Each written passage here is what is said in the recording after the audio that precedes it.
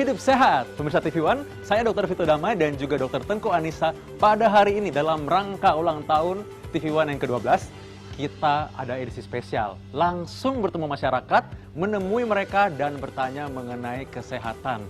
Bagaimanapun kita juga bisa tahu bagaimana dalam masyarakat itu kehidupan hidup sehat bisa dipraktekkan dalam hidup sehari-hari.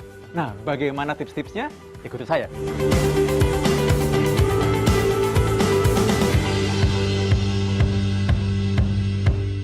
Selamat siang, ibu-ibu, bapak-bapak. Asik ngumpi ya. Iya, ibu-ibu, bapak-bapak. Saya kali ini bawa hadiah spesial dari TV One yang sedang berulang tahun. Supaya lebih bermanfaat nih diskusinya, ngobrol-ngobrolnya, kita ngobrol soal kesehatan, ayo. Ya, kalau ada yang mau bertanya mengenai kesehatan jantung, nah saya akan jawab. Biasanya kalau sudah di rumah sakit, orang udah terlanjur sakit. Nah, di sini kita mau supaya orang tetap hidup sehat, supaya tetap sehat selalu, jadi nggak sampai sakit gitu ya. Nah, ada yang mau nanya mengenai jantung, silahkan, saya akan jawab. Ya. Oh ya, boleh. Ibu siapa? Gimana Ibu Yuli?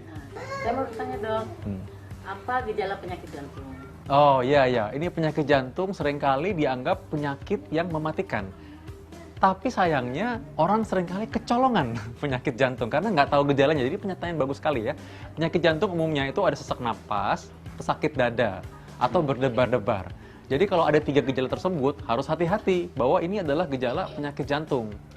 Nah, itu sebaiknya segera harus kita periksakan apakah ada kelainan pada rekam listrik jantung atau EKG, atau foto ronsen, atau kalau misalkan perlu USG jantung atau ekokardiografi untuk memastikan segera apa sih kondisi jantung yang menyebabkan keluhan ini. Jadi tadi sesak napas, sakit dada, atau berdebar-debar itu adalah keluhan yang seringkali menjadi keluhan yang paling utama kalau orang punya penyakit jantung. Dia tadi berdebar-debar, kalau berdebar-debarnya sebentar gitu, tapi terus hilang gimana dong? Nah, memang debar-debar itu belum tentu itu adalah sebuah penyakit jantung atau gangguan jantung. Hanya debar-debar itu kalau sampai pingsan, sampai gelap matanya, sampai diajak ngomong nggak bisa, nah ini berarti penyakit jantung yang berat. Ada gangguan irama jantung ringan, ada gangguan irama jantung yang berat. Kalau yang ringan nggak apa-apa. Kalau yang berat itu perlu tata laksana khusus, perlu pengobatan khusus, perlu dengan deteksi khusus juga alatnya. Jadi lain-lain nanti. Ya, pas lagi tanggal tua gitu debar-debar.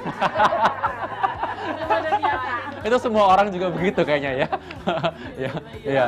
Nah, jadi kalau memang tiba-tiba hilang, masih mungkin memang gangguan irama jantung. Kalau gangguan irama jantung itu ada yang ringan, ada yang berat. Kalau yang berat sampai pingsan.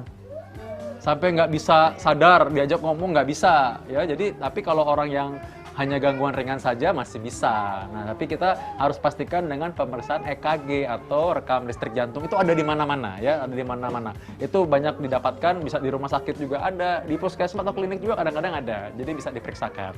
Iya. Dok, saya mau tanya dok. Oh ya, boleh Pak, silakan Pak. Saya pernah kateterisasi, Ya. tapi dengan hasilnya itu bagus. Ya. Terus untuk mempertahankan pola hidup sehat selanjutnya bagaimana itu?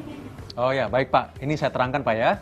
Nah, jadi memang orang yang sudah pernah dikateterisasi, kateter jantung, itu biasanya orang yang pernah dicurigai serangan jantung atau punya potensi serangan jantung sehingga sudah pernah melalui pemeriksaan dan dicurigai, oh ini kemungkinan ada penyempitan dalam pembuluh darah jantung ini. Nah, karena itu syukur apabila sudah dikateterisasi ternyata hasilnya baik, normal, berarti memang artinya kecurigaan itu tidak terbukti saat itu. Nah, hanya tugas kita sekarang adalah bagaimana supaya faktor yang menjadi penyebab penyempitan pembuluh darah jantung itu tidak menjadi penyakit jantung betulan. Nah, karena itu betul tadi pertanyaannya Pak. Pertama, jaga supaya tekanan darah selalu terkontrol baik. Jadi tidak boleh hipertensi. Yang kedua, jaga kadar kolesterol. Nah, coba pemirsa di rumah udah pernah cek kolesterol belum? Cek kolesterol yang jahat dan pastikan nilainya harus nilai optimal. Yang berikutnya adalah jaga gula darah tetap normal. Gula darah yang tinggi atau diabetes adalah faktor yang paling bisa menyebabkan seseorang punya plak atau penyakit jantung koroner sehingga kemudian hari risiko penyakit jantung, stroke, serangan jantung itu sangat tinggi. Bukan itu saja, penyakit ginjal pun sama. Punya risiko juga karena punya diabetes dan darah tinggi tadi. Jadi jaga dengan cara periksa, coba periksa. Kalau kadarnya normal, maka harus dijaga dengan makan makanan yang sehat dan juga olahraga. Begitu Pak. Bapak-bapak, ibu-ibu, silakan kalau mau bertanya apa lagi? Terus saya mau tanya, Ya. kalau saya cepet capek itu apa ada gejala penyakit jantung? Oh iya, benar. Gejala cepat capek Mungkin saja salah satu gejala penyakit jantung, karena penyakit jantung itu disebabkan salah satunya adalah ketika gagal fungsi jantung. Jantung itu kan seperti pompa. Ayo, kira-kira pompa jantung ada di kanan, kiri, atau di tengah? Jantung kita di mana? Ya, jantung kita di tengah, Ibu pintar ya. Pernah nonton Iron Man ya, Avengers ya. Jantung ada di tengah, tapi ujungnya pucuknya agak ke kiri. Ya, sehingga ketika jantung ini memompa darah ini ke seluruh tubuh. Ketika fungsinya mulai berkurang, jantungnya menjadi lemah, atau orang bilang lemah jantung atau bengkak jantung, maka nutrisi, oksigen, itu nggak sampai ke bagian tubuh kita, sehingga rasanya cepat capek. Nah, ketika itu terjadi, memang kita bisa curiga bahwa ini memang adalah gejala penyakit jantung. Nah, tapi tidak semua orang yang cepat lelah lantas dibilang penyakit jantung. Harus dipastikan dulu dengan cara pemeriksaan fisik dari dokter, di ronsen, diperiksa dengan stetoskop seperti ini. Kita bisa kira-kira apa yang menjadi kelainan jantungnya, kita dengarkan ya. Lalu kita tahu, oh jantungnya ini ada bunyinya, oh bunyinya ini nggak normal. Nah, ketika sudah dipastikan baru kita bisa khawatir dan kita bisa tentunya mengobati penyakit jantung tersebut ya. Tapi kalau misalkan kita tahu cepat capek, nggak perlu khawatir berlebihan dulu. Check up aja dulu, konsultasikan ke dokter, tanyakan ini keluhannya apakah benar keluhan penyakit jantung. Karena tidak semua cepat capek itu cepat capek karena jantung. Siapa tahu memang lagi capek ya, atau kurang darah, atau memang sering begadang, sering begadang, atau punya anak-anak banyak, memang hari ini lagi banyak kerjaan, jadi memang cepat capek hari itu ya. Jadi belum tentu. Tapi kita harus selalu waspada bahwa memang benar cepat capek itu salah satu gejala yang mungkin menunjukkan gejala awal tanda penyakit jantung. Ya begitu Bu. Mudah-mudahan sih Ibu enggak lah ya. Nah, pemirsa di rumah, Bapak, Ibu-ibu, saya akan berikan tips ya bagaimana kita menjaga kesehatan jantung dalam praktek sehari-hari.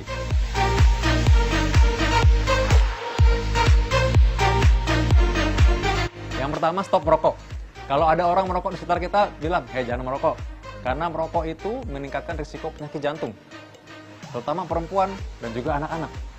Yang kedua, kita kalau makan siang, makan besar, ingat kalau satu piring nasi itu, nasinya sekepalan tangan kita aja. Lalu setengah dari piring itu isinya sayuran, mesti sayuran, main sayurnya. Lalu lauknya, proteinnya setelapak tangan kita. Nah, itu adalah porsi makan besar kita. Pagi-pagi gimana? Pagi-pagi boleh makan bubur gandum, ya bubur putih kalau nggak ada, bubur putih juga boleh. Porsi yang cukupnya aja, tidak berlebihan. Ya. Jadi kalau sebelum kenyang udah stop dulu. Nanti jam 10 dan jam 4 sore adalah waktu snack. Sebelum kita lapar, kita udah makan. Supaya tidak nanti sampai ketika waktunya makan besar, makannya berlebihan. Ketika malam, usahakan banyak makan sayur atau sup saja. Kurangi makan karbohidrat yang berlebihan, ya nasi atau kentang atau ubi-ubian. Porsi secukupnya. Jadi makan besarnya adalah ketika siang hari. Yang ketiga, olahraganya jalan kaki lah minimal. Ibu jalan kaki, ibu jalan kaki, bapak jalan kaki. Sama-sama jalan kaki, sama-sama. Biar sama-sama sehat jantungnya. 30 menit cukup setiap hari. Asal setiap hari benar-benar jalan kaki. Jalannya boleh sambil jogging, agak lari sedikit kalau masih kuat lututnya. Kalau nggak kuat lututnya, boleh jalan kaki, atau ada juga yang naik sepeda, bisa. Nah, yang keempat, ini yang penting sekali nih. Yang penting adalah bagaimana kita menjaga risiko jangan sampai kena penyakit jantungnya itu apa? Darah tinggi. Kontrol tekanan darah di puskesmas, atau di klinik, atau di rumah sakit, atau tempat rumah sakit, atau fasilitas kesehatan yang paling dekat. Cek kolesterol jahat, kadarnya harus nilai optimal. Tanyakan kadarnya kepada dokter yang memeriksa nanti. Gula darah, lihat gula darahnya, harus terjaga dalam kondisi normal. Dan yang berikutnya yang paling penting adalah lingkar pinggang. Kalau laki-laki, Indonesia lingkar pinggang harus di bawah 90 cm, perempuan di bawah 80 cm. Ayo di rumah juga boleh ukur tuh. Lebih dari itu, maka tergolong obesitas atau kegemukan. Ya, jadi karena itu adalah tips dari saya bagaimana kita menjaga kesehatan jantung.